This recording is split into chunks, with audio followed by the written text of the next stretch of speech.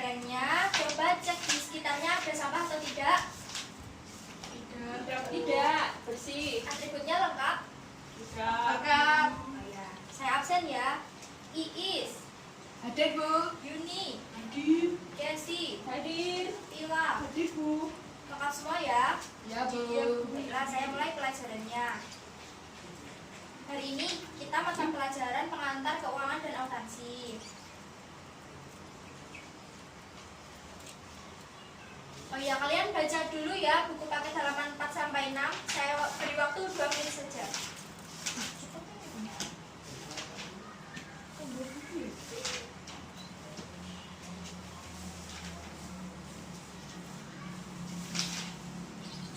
Baca, jangan ngobrol. Ya, Bu. Sudah? Sudah, Bu. Belum, Bu. Bentar, Bu. Bentar.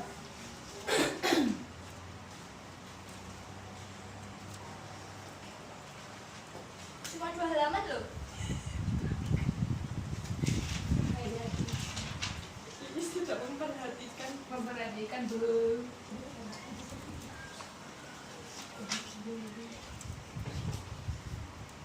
Sudah ya?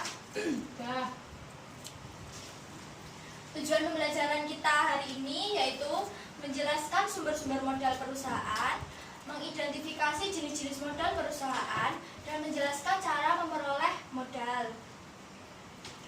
Yang pertama, saya jelaskan dulu pengertian modal. Modal itu apa sih? Modal itu salah satu bagian terpenting yang harus dimiliki dan oleh setiap perusahaan. Dengan modal, sebuah perusahaan dapat melaksanakan aktivitas produksi dan aktivitas-aktivitas bisnis lainnya. Tanpa modal yang berbentuk uang, sebuah perusahaan tetap dapat berjalan, namun aktivitasnya akan sangat terbatas. Kemudian, sumber-sumber modal perusahaan. Sebuah perusahaan dapat mendapat sumber-sumber modalnya dengan 2 sumber. Yang pertama, secara internal, yaitu sumber modal internal berasal dari setiap aktivitas ataupun kegiatan usaha yang dijalankan oleh perusahaan yang menghasilkan keuntungan. Beberapa sumber modal internal perusahaan yang dapat digunakan yaitu laba ditahan, akumulasi penyusutan, dan beberapa sumber modal lainnya. Kemudian eksternal.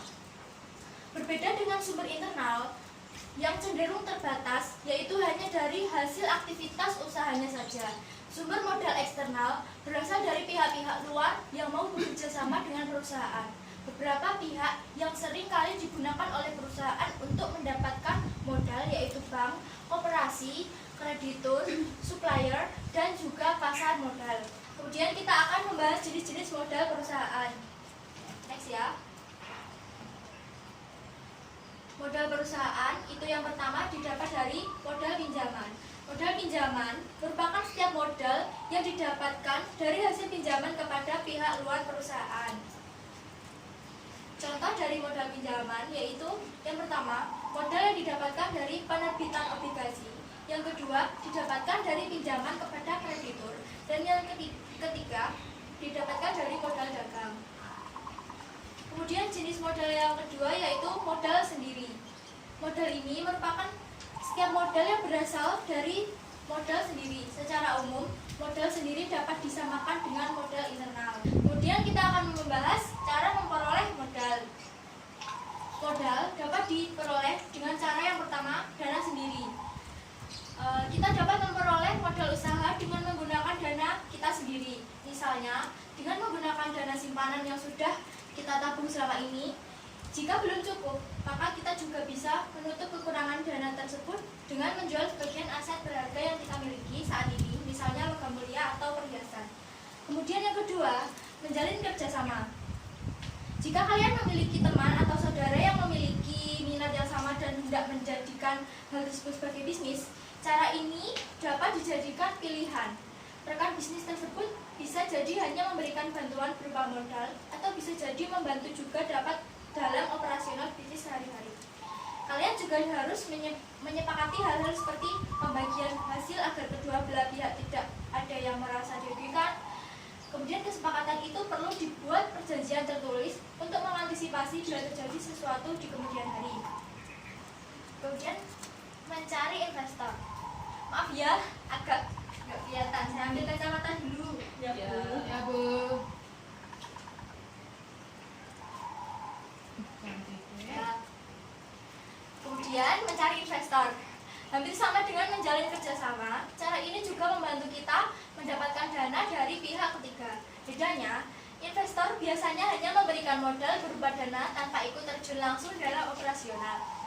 Hal lain sama seperti cara di atas, hal-hal seperti pembagian hasil atau kesepakatan lain harus dibuat berupa perjanjian tertulis agar kedua belah pihak tidak ada yang merasa dirugikan bila terjadi sesuatu di kemudian hari.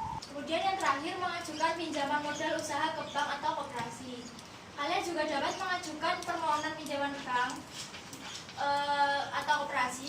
Sebelum mengajukan ini, tidak jarang pihak bank atau koperasi ingin mengetahui profil usaha yang akan kalian buat berupa proposal atau bahkan beberapa meminta kalian untuk menyampaikan feasibility study yang bertujuan untuk menilai kelayakan implementasi sebuah bisnis. Saya kira materi dari saya cukup sekian. Ini saya akan memberi tugas kelompok. Kelompoknya satu meja saja ya.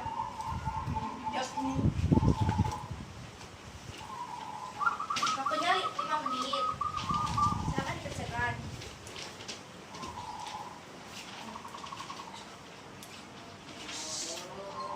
Silakan, Is. Ya, Bu.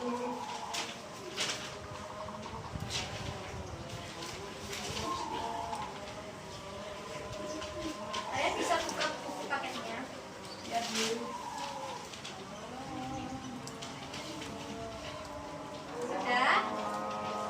Belum, Bu. Siapa yang sudah? Mila sudah? Sudah, Bu. Ya, silakan maju. Bacakan. Saya akan menjawab soal diskusi yang diberikan oleh guru. Soalnya, mengapa cara memperoleh modal usaha melalui bank dijadikan pilihan terakhir atau tidak disarankan? Jawabannya adalah karena melalui bank, kewajiban pembayaran bunga dan cicilan dapat menjadi kendala untuk bisnis yang baru mulai berjalan. Kenapa demikian? Karena pembayaran bunga akan sangat membebani karena perusahaan belum tentu berjalan lancar sehingga dapat membayar pinjaman di bank. Sangat baik ya jawaban dari kelompoknya Gila. Ya, Bu. Saya kira jawaban dari kelompok yang lain sama ya? Sama. Coba dikumpulkan jawabannya.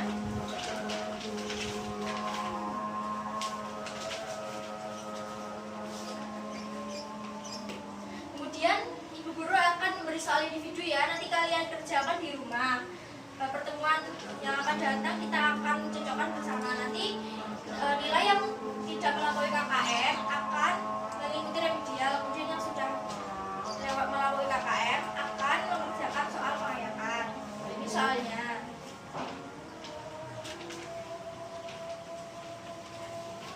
Saya kira cukup sekian ya.